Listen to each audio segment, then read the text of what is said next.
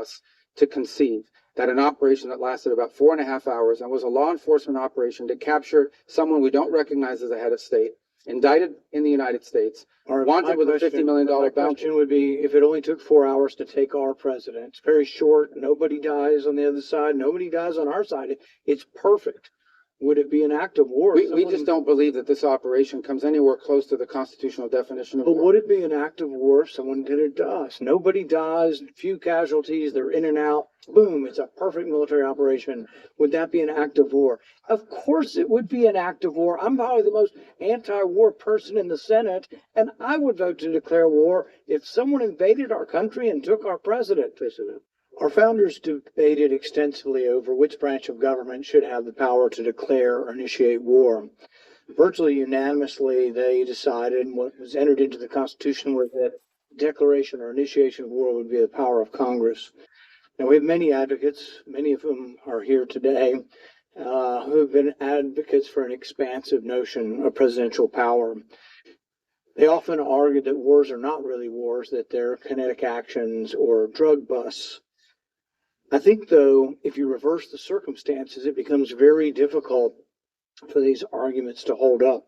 So I would ask you, if a foreign country bombed our air defense missiles, captured and removed our president, and blockaded our country, would that be considered an act of war? Well, I think your question is about and I will acknowledge you've been very consistent on all these points the entire career. So let me, no matter who's in charge. So I will point to two things. The first is it's hard for us to conceive that an operation that lasted about 4.5 hours and was a law enforcement operation to capture someone we don't recognize as a head of state, indicted in the United States, wanted with a $50 million bounty. My question would be, if it only took 4 hours to take our president, it's very short, nobody dies on the other side, nobody dies on our side, it's perfect.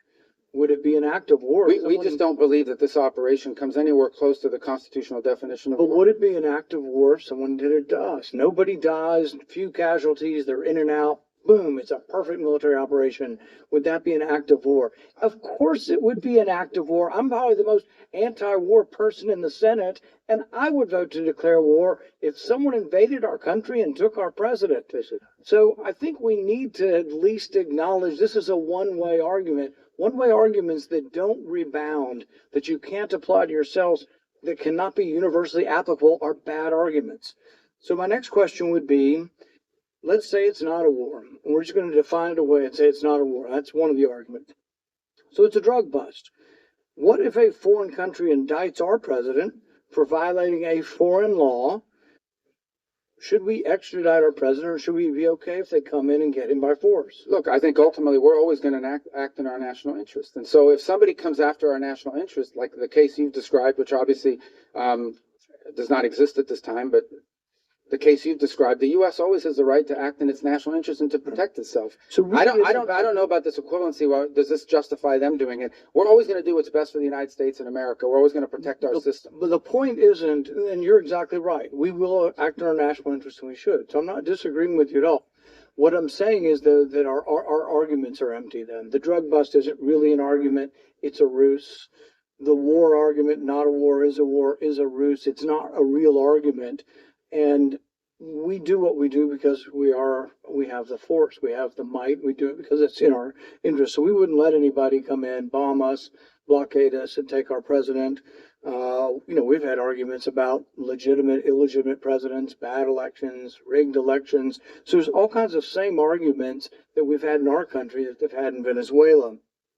But we wouldn't argue for an indictment. And these things aren't idle speculation. I mean, Netanyahu's been indicted by the ICC. And one of the reasons I object to being part of the ICC, and I would say you and the administration probably agree, is we're not going to let any international council indict our president and arrest him somewhere on foreign soil. We're not going to do that. We actually, most of us probably object to indicting Netanyahu in that way as well. So I think the arguments are invalid. So we did get the legal opinion that Senator Kaine referred to, the OLC opinion, Office of Legal Counsel. And I think a lot of it's been released. Plus, they came to our caucus and talked most of the open about everything they had classified. So I will talk about at least one of the arguments. They say this war wasn't a constitutional war, therefore it doesn't rise to the constitutional notion of us declaring or having to initiate the war. It just doesn't rise. And one of their main arguments was not enough people died.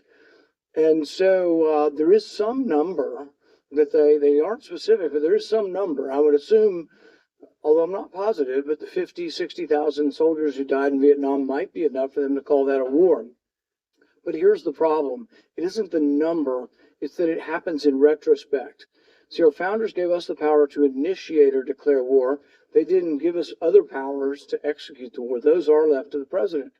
But if we have to wait to see how many people are killed, we have to wait, as they describe it, as the scope, nature, and extent. If we have to wait to see the scope, nature, and extent, the war has been going on for some time. It's hard to vote to initiate a war that's been going on. And we can say this war is over, but we're still blockading it, and we may go back in.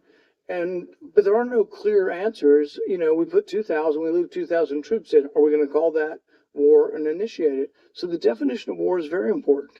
And I think we have to acknowledge the problems with our argument.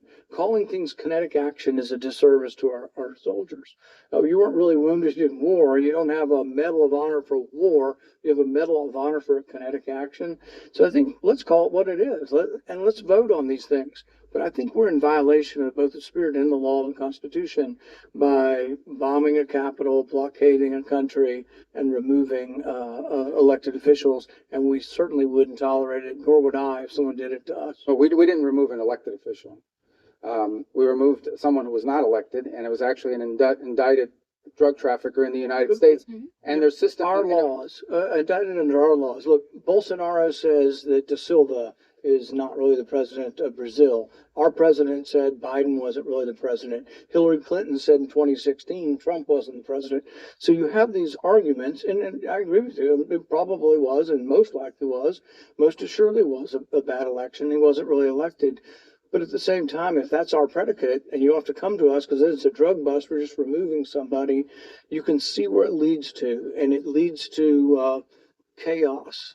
And that's why we have rules like the Constitution, so we don't get so far out there that presidents can do whatever they want. It is this check and balance. And I would argue for 70 years we've been going the wrong way. It isn't just this president, but it's a debate that I think is worth having.